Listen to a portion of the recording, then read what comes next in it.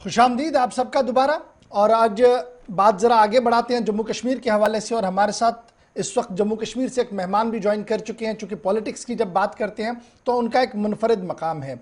कलमकार की हैसियत से देखेंगे तो उनकी तहरीरें आप लगातार पढ़ रहे हैं, और पॉलिटिकल एरा में जब आप देखेंगे तो काउंसिल के अंदर वो रिप्रेजेंट कर चुके हैं। साबिका जम्मू कश्मीर जब स्टेट हुआ करती थी, और इन दिनों जम्मू कश्मीर अपनी पार्टी के अंदर सीनियर वाइस प्रेसिडेंट की हैसियत से अपने फ़राइज़ अंजाम दे रहे हैं। मेरे आज स्टूडियो के अंदर मेहमान है ज़फ़र इकबाल मनहास साहब। ज़फ़र साहब बहुत बहुत शुक्रिया जी ज्वाइन करने के लिए। बड़े दिनों बाद आपसे गुफ्तगू हो रही है, और स्पेशली जब से पार्टी बनी है उसके बाद आज आपसे दोबारा गुफ्तगू कर रहे हैं। आज के हालात को कहाँ पर जम्मू कश्मीर के आप देख रहे हैं? कितना बदला जम्मू कश्मीर आपकी नज़र में एज ए कलमकार के, और कितना बदला Jammu Kashmir as a political angle से? मेरे ख्याल में अगर मैं ये कहूँ कि सब कुछ या बहुत कुछ बदल गया है तो शायद गलत नहीं होगा। हर एतबार से एक तब्दीली आई है। अब तब्दीली मुस्बत कितनी है, मनफी कितनी है, इस पर तो बात हो सकती है, लेकिन इस बारे में कोई दो राय आरा नहीं कि तब्दीली आई है। सब कुछ बदल गया है, बहुत कुछ बदल गया है, सियासी एतबार से भी, और कोविड की वजह से समाजी सतह पर भी बड़ी तब्दीलियां आई हैं। और जो पूरी दुनिया में जिस तरह के हालात हैं, तो उन हालात का असर भी ज़ाहिर है कश्मीर पर भी पड़ा है। जम्मू कश्मीर की सियासत पर भी, सकाफ़त पर भी, और वहाँ जो जितने दूसरे शोबे हैं वो मुतासर तो ज़रूर हुए हैं।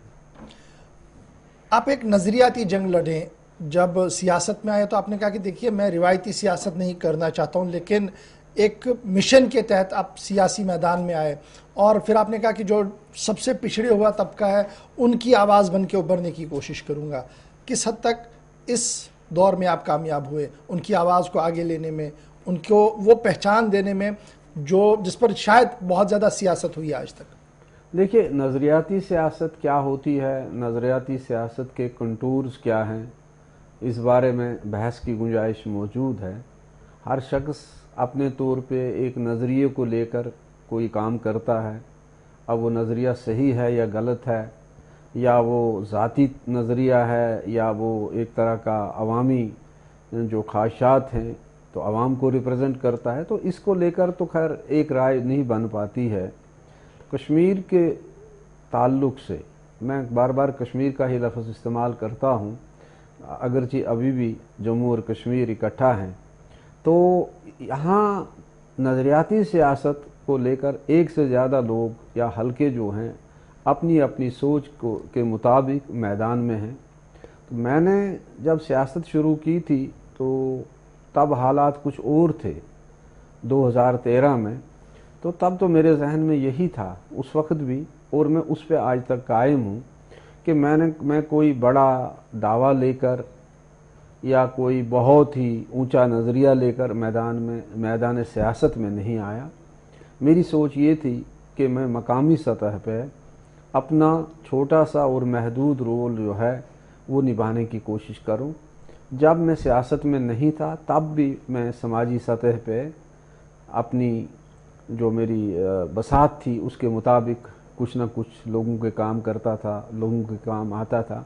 तो मैं समझता हूं कि मैं आज भी इसको इबादत के तौर पे इस एंगल से देख रहा हूं। बाकी ये मेरा फ़ैसला सही है या गलत, सियासी एतबार से, नज़रियाती एतबार से, उस पर बहस की भी गुंजाइश है, और उस पर उसको सपोर्ट या उसकी मुखालफत की दोनों की गुंजाइश है।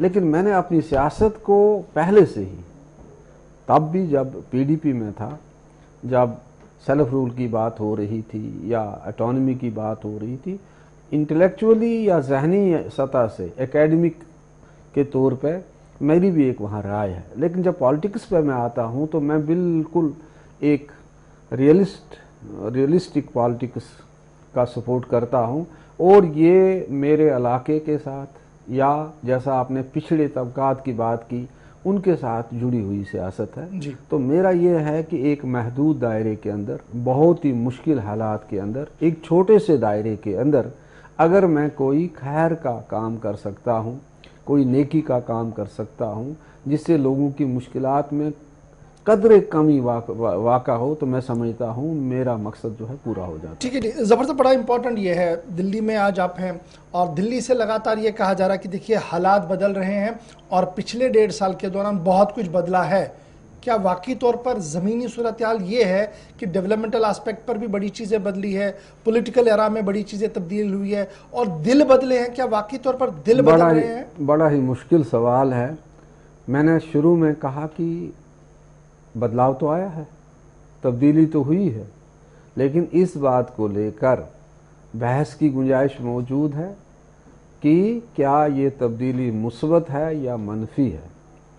एक दूसरा ये है कि क्या दिल बदले हैं, तो मैं समझता हूँ ऐसा तो है नहीं अभी, क्योंकि कोई ऐसी चीज़ अभी तक मैदान में नहीं आई है जिसे हम राहतकारी के पस मंज़र में या लोगों को जिसे सहूलियत पहुंची हो, लोगों को जिसे आराम मिला हो, तो ऐसी कोई बड़ी तब्दीली तो देखने में नहीं आई।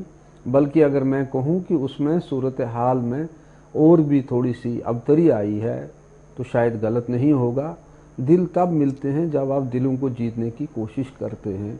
तो अब दिलों को आप कब जीतेंगे, कैसे जीतेंगे? लोगों को फतह करने में और लोगों को जीतने का जो फ़र्क है वो हमें समझना चाहिए। तो अभी तो मुझे लगता है फतह करने का अमल ही कहीं ना कहीं मौजूद है। जब दिल जीतने की कोशिश होगी तो फिर बहुत सारी चीज़ें उसी एतबार से सामने आएंगी। लेकिन मैं नहीं समझता हूँ कि अभी ऐसी कोई तब्दीली आई है, ना ये मैं कह सकता हूँ। अगर कहूँ तो अपने आप से भी झूठ बोलूँगा और अपने नाजरीन से भी, कि 5 अगस्त के बाद जिस तरह की गवर्नेंस हुई है, ये पिछली जो हुकूमतें थी अगर उनमें कमियां थी तो इसमें बेशुमार कमियां हैं। अगर वो गवर्नेंस इसने पूरी कर दी है। अगर वहाँ गवर्नेंस को लेकर कुछ सवाल उठते थे तो यहाँ सिर्फ सवाल ही सवाल है। ये गवर्नेंस जो है ये उन जो उससे पहले हुकूमतें थी उनके मुकाबले में कमतर किस्म की गवर्नेंस है, बुरी गवर्नेंस है। मैं समझता हूँ कि गवर्नेंस के एतबार से अभी तक कोई नई चीज़ या कोई खुशनुमा तब्दीली देखने में नहीं मिली है। तो आपका यह मानना कि देखिए कोई ज़्यादा बड़ी तब्दीली नहीं है, और जब तब्दीली नहीं है तो सीधी सी बात है चेहरे उतने खिले हुए नज़र नहीं है। लेकिन पॉलिटिकल एरा पर जो कुछ हो रहा है, क्या इससे सियासी जो इंस्टीट्यूशंस हैं वो मजबूत हो रहे हैं, या आपको लग रहा है कि जिस तरीके से चलाया जा रहा है या चल रहा है इससे सियासत कमज़ोर होगी जम्मू कश्मीर के अंदर और स्पेशली कश्मीर डिवीज़न के अंदर? देखिए, सच्ची बात यह है कि सियासी इंस्टीट्यूशंस कश्मीर में, जम्मू कश्मीर में कभी भी मजबूत नहीं थे। मैं फिर यही कहूँगा कि अगर अपने आप से झूठ बोला जाए तो वो एक अलग बात है। 47 के बाद यहाँ कभी भी सियासी इंस्टीट्यूशंस जो थे उनको मजबूत होने ही नहीं दिया गया, या उनको मजबूत होने की इजाज़त ही नहीं मिली। जो भी हुकूमत थी, अब आप सबसे पहली हुकूमत जो थी तो उसमें कश्मीरियों का, जम्मू कश्मीर के लोगों का बड़ा अमल दखल था, लेकिन जमहूरियत नाम की कोई चीज़ तो उसमें तब भी नहीं थी। उसके बाद एक कंट्रोल्ड सिस्टम चल रहा है जमहूरियत का, एक कंट्रोल्ड एंड टेलर्ड जिसको हम कहते हैं, तो वो चल रहा है। तो जम्मू कश्मीर में अगर जमहूरियत को पनपने दिया गया होता तो शायद आज सूरत हाल ये ना होती, शायद ये जो तबाहकारी आज हम देख रहे हैं वो ना होती। तो ये कहना कि इससे सियासी इंस्टीट्यूशंस मजबूत होंगे, तो मैं तो पूछता हूँ कौन सी सियासत, कैसी? इसका मतलब जफर मनाज साहब, आपकी बात से मैं ये समझ रहा हूँ कि न तो इंस्टीट्यूशंस मजबूत हुए और ना ही दिल जीते गए, और जो दावा यहाँ से था वो ये था कि जो अगस्त के महीने में डिसीजन लिया गया उससे हमने दो को एक कर दिया, यानी एक ही हो गए अब, और अब ज़्यादा कोई फ़र्क नहीं है। जैसे इंडिया में बाकी रियासतों के अंदर जमहूरियत चल रही है उसी तरीके की वहाँ पर जैसे एक को ट्रीट किया जा रहा है वैसे यहाँ पर भी ट्रीट होगा। वो आप कह रहे हैं कि आज के दिन में ग्राउंड पर नहीं है। उसकी 2 वजूहत है, एक एडमिनिस्ट्रेटिव पार्ट पर जिस तरीके से लिया जा रहा है, और जो सिस्टम के अंदर खामियाँ हैं वो बड़ी परेशानी है। देखिए, मैं आपसे कहूँ कि जब ये बात कही जा रही थी कि जम्मू कश्मीर को एक खुसूसी पोजीशन हासिल है, मैं तब भी ये तब की बात कह रहा हूँ कि तब भी वहाँ जमहूरियत को इन रियल सेंस पनपने ही नहीं दिया गया। जब चाहा हुकूमतें बदल दी गई, जब चाहा हुकूमतें टॉपल की गई, जिसको चाहा उसको लाया। जब 1975 में शेख साहब को लाया गया तो तब कौन सा जमहूरी अमल मैदान में आया था? उन्हें तो ऊपर से ही आके तो चीफ मिनिस्टर बना दिया गया। जब 9 अगस्त 53 को शेख साहब को हटाया गया तब कौन सा जमहूरी अमल था? 1984 में फारूक अब्दुल्ला की हुकूमत टॉपल की गई तो कौन सी जमहूरियत थी? रातों रात MLAs खरीदे गए पैसों के जोर पे, और फिर उसी कांग्रेस के साथ 87 में एक ऐसा मतलब जबरिया किस्म का अलायंस बना जिसने रिगिंग, बहुत ही बदतरीन रिगिंग को जन्म दिया। और कहा जाता है कि जो उसके बाद जो ये बंदूक का कल्चर, गन कल्चर आया, उसमें उस रिगिंग का भी कोई ना कोई हिस्सा था। तो तब भी जब खुसूसी पोजीशन हासिल थी तब भी ये चीज़ें वहाँ नहीं थी, तो आज की तो बात ही नहीं है। तो मैं ये समझता हूँ कि अगर जिस तरह का हमारा कॉन्स्टिट्यूशन है, जैसा आप कह रहे थे कि अब सब बराबर हो गए, हम तो, मैं समझता हूँ जम्मू कश्मीर पहले भी कभी बराबर नहीं था दूसरी रियासतों के मुकाबले में, तो आज की तो बात ही नहीं है। ठीक है, ठीक। जफर साहब थोड़ा सा आगे बढ़ूंगा, क्योंकि जम्मू कश्मीर की जब हम बात करते हैं तो रीजनल पार्टीज़ का होना और रीजनल पॉलिटिक्स करना बहुत ज़्यादा ज़रूरी है। जिस तरीके का गठबंधन बना, जो अलायंस वहाँ पर बना पीपल्स अलायंस के नाम पर, गुपकार अलायंस के नाम पर, उसे कितना आप पॉजिटिव देखते हैं? और जो कुछ उनका है वो तो सामने ही है। एज ए पॉलिटिकल कमेंटेटर क्या आप उसे कैसे देखते हैं, नंबर 1? और नंबर 2, जो पिछले 2-3 दिन से महबूबा मुफ्ती साहिबा की तरफ से ट्वीट्स आ रहे हैं इंस्टीट्यूशंस को लेकर, कितना वाइब्रेंट वो ट्वीट है? क्या हकाइक पर मबनी है या उसमें भी कोई दरपर्दा सियासत है जो शायद वो बोल नहीं पा रही है लेकिन बड़ी चीज़ें उस ट्वीट के अंदर है? देखिए, पहली बात यह है कि जो गुपकार अलायंस है तो उसके पीछे क्या मकसद था या वो किस मकसद को हासिल करना चाहते हैं, आप भी जानते हैं, वो भी जानते हैं, हम भी जानते हैं। अब सवाल यह है कि वो कितना इफेक्टिव रहा, वो भी आपके सामने है। जब इलेक्शन हुए, इलेक्शन से पहले जिस चीज़ को उन्होंने अपनी एक मरकज़ी पोजीशन दी तो वो दफ़ा 370 और 35 ए था।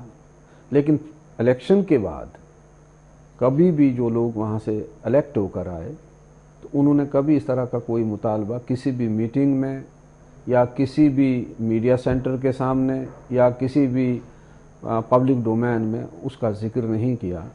तो अब वहाँ यही कहा जा रहा है, जैसा कि अभी कुछ दिन पहले ही एक सीनियर लीडर ने ये बात कही, उमर साहब ने, कि 370 का मामला जो है, 35 ए का मामला जो है, तो इसके लिए हमारे पास सिर्फ 2 ऑप्शन हैं, एक पार्लियामेंट है, दूसरा सुप्रीम कोर्ट ऑफ इंडिया है। तो फिर उसके बाद मैं नहीं समझता हूँ फिर गुपकार अलायंस के सामने और क्या, ये तो सभी लोग इस बात को मानते हैं, कोई भी पार्टी हो, कि ये 2 ऑप्शन तो हैं, लेकिन इन 2 ऑप्शन में से क्या सामने आएगा वो तो आने वाला वक्त ही बताएगा। अब पार्लियामेंट में ये कहना कि पार्लियामेंट में इसको बदला जाएगा, ये तो एक, मैं समझता हूँ, ख्याली दुनिया बसाने की बात है। जहाँ तक सुप्रीम कोर्ट का ताल्लुक है तो अभी तक तो केस ही वहाँ नहीं लग रहा है। अब पता नहीं इसमें 10 साल लगेंगे, 20 साल लगेंगे, वहाँ फिर उसके बाद क्या फ़ैसला आएगा, वो तो, ये सारी चीज़ें जो हैं अपेरेंटली जो हैं एक दूर की कोड़ी नज़र आते हैं। और मेरा ज़ाती तौर पर यह ख्याल है कि जो मौजूदा डिस्पेंसेशन है ये तो पिछले 50-60 साल से इनके जो इनके लीडर्स थे वो कहते थे कि कुछ भी हो जाए हमें 370 को हटाना है, कि एक देश के अंदर एक ही विधान होना चाहिए, एक ही प्रधान होना चाहिए, एक ही निशान होना चाहिए। तो वो कैसे वापस करेंगे? और फिर अब ये एक पब्लिक डोमेन में मामला चला गया। हमें अच्छा लगे या बुरा लगे, लेकिन हमें तो तकलीफ हुई है, इसमें कोई दो राय नहीं। अगर मैं कहूँ कि कश्मीर में लोगों को तकलीफ नहीं हुई है तो मैं झूठ बोल रहा हूँ। लेकिन अगर मैं ये कहूँ कि हिंदुस्तान की बाकी जनता ने इसको इंडोर्स किया है, अगर मैं ये ना मानूँ तो ये भी झूठ है। तो अब ये सरकार से ज़्यादा पब्लिक डोमेन में ये चीज़ चली गई है। अब तो इस पर बहुत ज़्यादा राजनीति हो रही है। अब मुझे देखिए, अब आप कांग्रेस को ही ले लीजिए, कांग्रेस का मुझे एक स्टेटमेंट दिखाइए इलेक्शन के दौरान, क्या कभी वो नाम ले रहे हैं इस चीज़ का कि हम 370 को वापस लाएंगे या रेस्टोर करेंगे? ना वो ये अफोर्ड कर सकते हैं, ना उनकी कभी नीयत पहले से ही थी। अच्छा, बल्कि उस 370 को कमजोर करने में, खोखला करने में उसमें एक मेजर रोल कांग्रेस का प्ले रहा है। बिल्कुल आपकी बात सही है। लेकिन जफर साहब, आप मैडम मुफ्ती के साथ रहे हैं पार्टी के अंदर, आपने देखा है उनके काम करने का तरीका भी। जिस तरीके से उनका ट्वीट है कि इंस्टीट्यूशंस जो हैं वो रिमोट कंट्रोल में चले गए हैं, चाहे ईडी हो, आईबी हो, दीगर इदारे हों, और कल जुडिशरी तक भी बात लाई है उन्होंने। इस ट्वीट को कैसे आप देखते हैं? آپ کو اگر یاد ہو تو آپ ہی کو میں نے انٹرویو دیا تھا جب میں MLC تھا. مجھے حیرانی ہے کہ محبوبہ جی کو یہ ریموٹ کنٹرول آج کیوں دکھا. یہ ریموٹ کنٹرول تو میں نے ابھی آپ کو کہا کہ بہت پہلے سے تھا. کشمیر جموں کشمیر کا یا یہ حصہ ہو یا جموں کشمیر کا باہر والا حصہ ہو تو ظاہر سی بات ہے جو فیڈرل گورنمنٹ ہوتی ہے اس کا اپر ہینڈ ہوتا ہے اور وہ دونوں جگہوں پہ اپنی اپنی مرضی کی پالیسی جو ہیں اپناتے رہے ہیں. تو میں پہلے یہ ریموٹ کنٹرول والی بات آج کہاں سے آ گئی, یہ تو پہلے بھی تھی. ابھی میں نے 9 اگست کا ذکر کیا, تب کس کے پاس ریموٹ کنٹرول تھا. میں نے 75 کی بات کی, تب کس کے پاس ریموٹ کنٹرول تھا. میں نے 1984 کی بات کی, تب کس کے پاس ریموٹ کنٹرول تھا. تو بات یہ ہے کہ یہ ریموٹ کنٹرول والی بات پہلے سے موجود ہے. اب صرف یہ ہے کہ جو حکومت ہے وہ انسٹیٹیوشنز کو کس طرح استعمال کرتی ہے, کتنا استعمال کرتی ہے, صحیح استعمال کرتی ہے, غلط استعمال کرتی ہے, اس پر بحث کی گنجائش موجود ہے. پاسپورٹ کا ڈینائل ہو یا نو فلائی لسٹ میں ڈالنا جموں کشمیر کے لیڈرز کا ہو, یہ کس حد تک صحیح ہے؟ دیکھیے صحیح غلط تو اسٹیٹ اس کا جواب دے سکتی ہے. میں تو ایز اے شہری ہر صورت میں اگر میں اپنی آزادی اپنے حقوق کی وکالت کرتا ہوں تو میں کیسے یہ کہوں کہ دوسروں کو یہ حق حاصل نہیں ہونا چاہیے.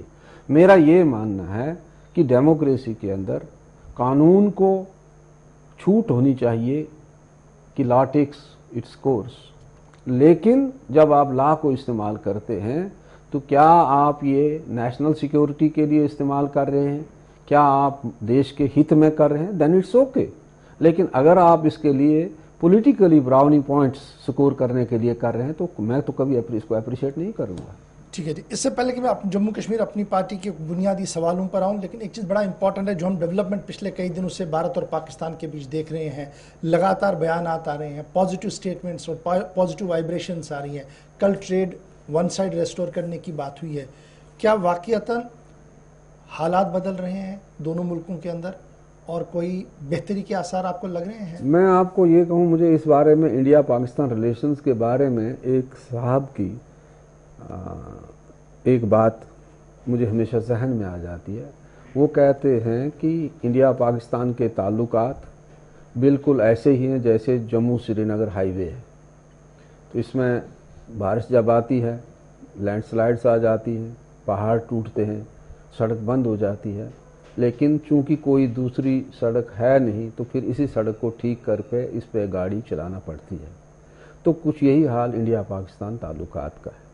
پاکستان انڈیا کے تعلقات میں اتنی بیٹرنس رہی ہے کہ کئی بار جنگ ہوتے ہوتے ٹل گئی, لیکن یہ بھی ایک زمینی حقیقت ہے کہ پاکستانی ہندوستانیوں سے یا ہندوستانی پاکستان سے یا دونوں ملکوں کی حکومتیں ایک دوسرے سے چاہے جتنی بھی نفرت کریں تو آپ کو جہانی اٹل بہاری واجپئی کی اس بات کو ماننا پڑے گا. اور یہ ایک زمینی حقیقت ہے کہ آپ اپنے دوست بدل سکتے ہیں لیکن آپ اپنے پڑوسی نہیں بدل سکتے. یہ جغرافیے کا جبر ہے, یہ حالات کا جبر ہے, یہ تاریخ کا جبر ہے. آپ کو پسند نہ بھی ہو تب بھی آپ کو اسی کے ساتھ زندہ رہنا ہے.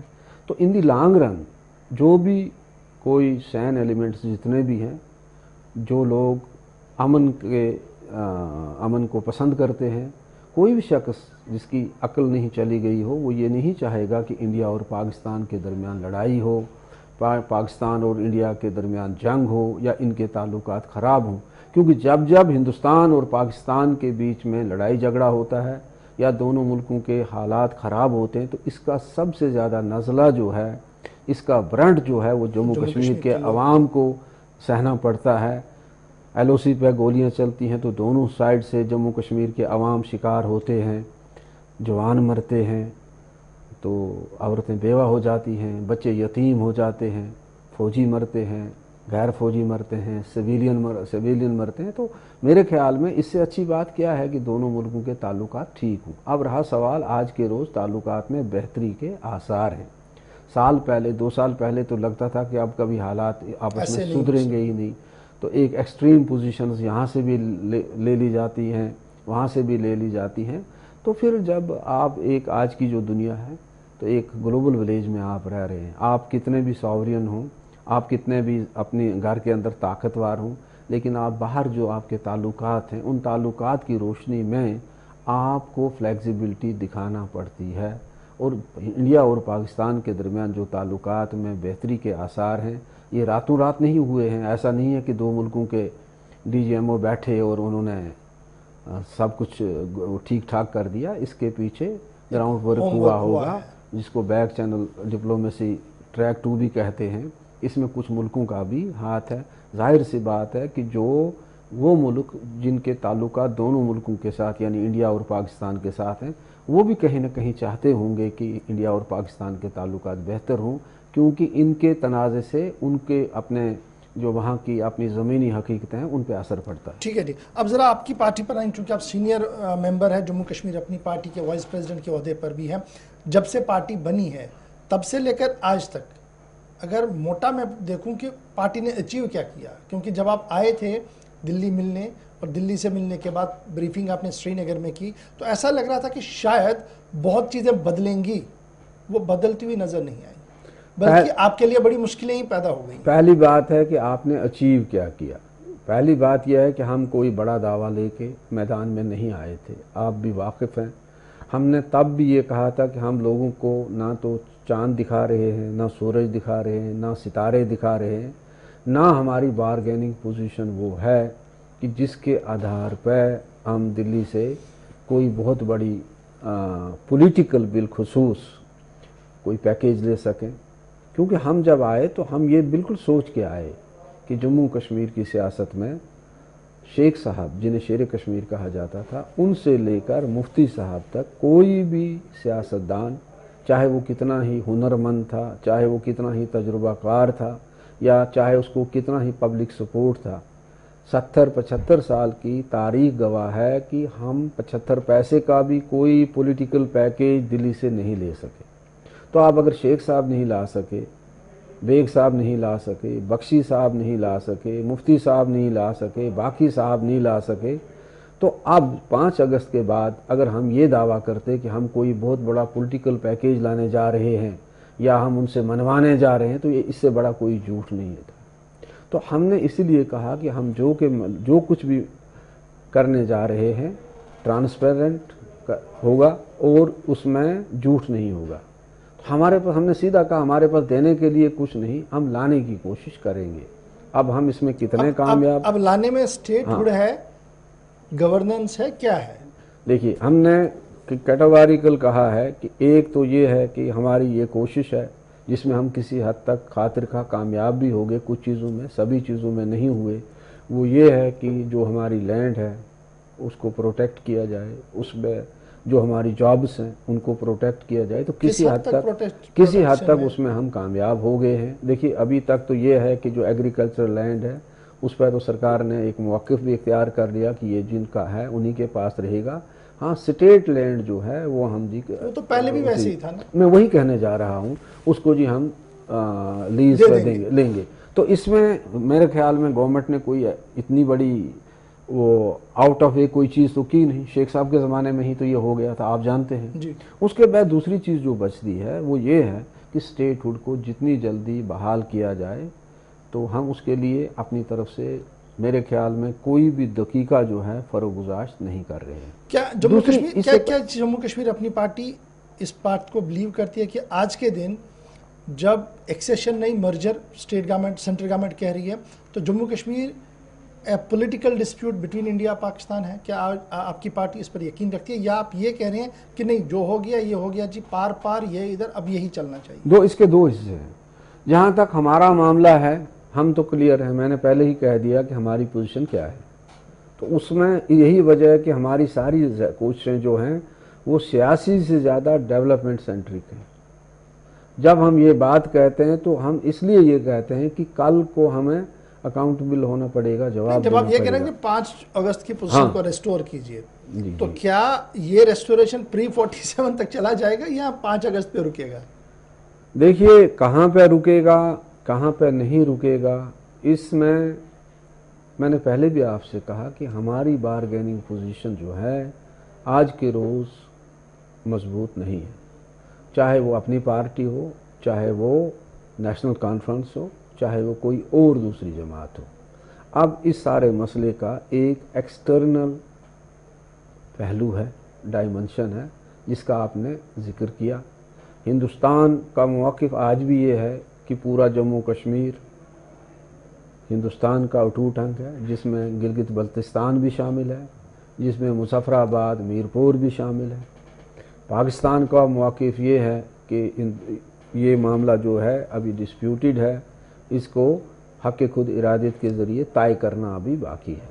لیکن اس کے بعد کتنی تبدیلیاں آئی ہیں، ہندوستان اور پاکستان نے کتنی بار بات کی ہے، شملہ ایگریمنٹ کے بیچ میں جو بات شملہ میں ہوئی وہ کیا ہے، اس میں تو یہ طے ہوا ہے کہ دونوں ملک تمام مسائل کو کسی تیسرے فریق کے پاس لے جانے کے بجائے آپس میں طے کریں گے۔ اس کے بعد بھی کئی اور ایگریمنٹ ہوئے ہیں، تو ان سارے ایگریمنٹس کی روشنی میں کہیں نہ کہیں اس پہ جو بات ہوگی وہ انڈیا اور پاکستان کے بیچ بات ہوگی۔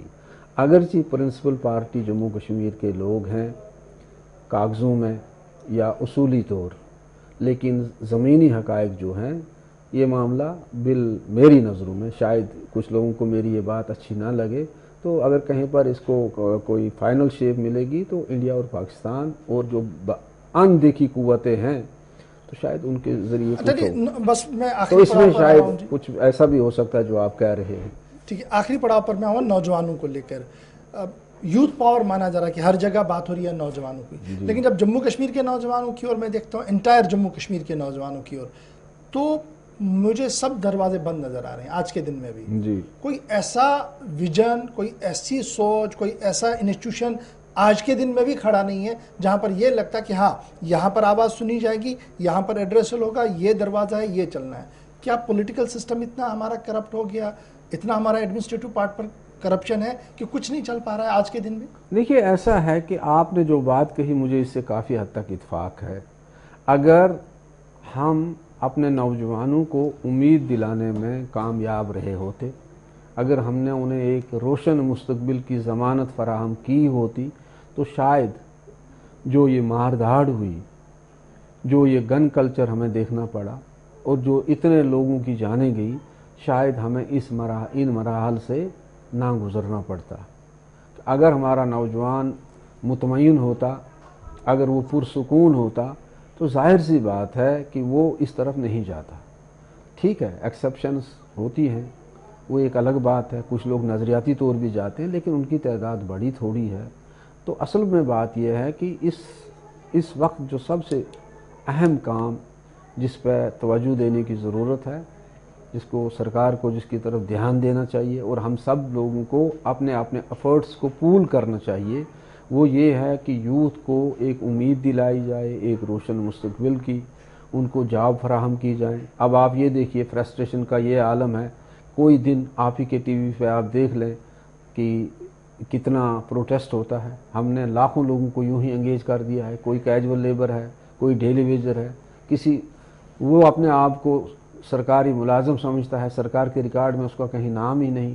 کچھ لوگوں کو 2 سال سے تنخواہیں نہیں مل رہی ہیں، کچھ لوگوں کو 6 مہینے تنخواہیں نہیں ملتی ہیں۔ تو یہ ایشو تو اسٹیٹ سے ہو کر دلی کے آفس تک چلا گیا، لیکن ابھی تک بھی ایڈریس نہیں ہے۔ تو اسی لیے تو میرے خیال میں کمزوری ہے یا ہماری وکالت میں اتنی کمزوری ہے؟ میرے خیال میں اس پہ کہیں نہ کہیں کام تو ہو رہا ہے، وکالت بہت اچھی ہو رہی ہے، لیکن وکالت کے میں کہیں کمی میں نہیں سمجھتا ہوں، یا جو باقی دوسرے لوگ ہیں وکالت سب لوگ کرتے ہیں، لیکن کہیں نہ کہیں سسٹم جو ہے وہ کام نہیں کر پا رہا ہے۔ میں سمجھتا ہوں اس میں ایک اور خرابی، جو نئی خرابی پیدا ہوئی ہے، وہ یہ ہے کہ یہ جو سیاسی سیٹ اپ جو ہے اس کی ایبسنس میں عوام اور حکومت کے بیچ جو خلیج ہے وہ پہلے سے بڑھ چکی ہے، اور نوجوان جو ہے وہ اور بھی زیادہ دور ہو گیا ہے۔ تو ایک طرح کی اس وجہ سے بھی میں سمجھتا ہوں ایک جو امید ہے وہ نا امیدی کی طرف جا رہی ہے۔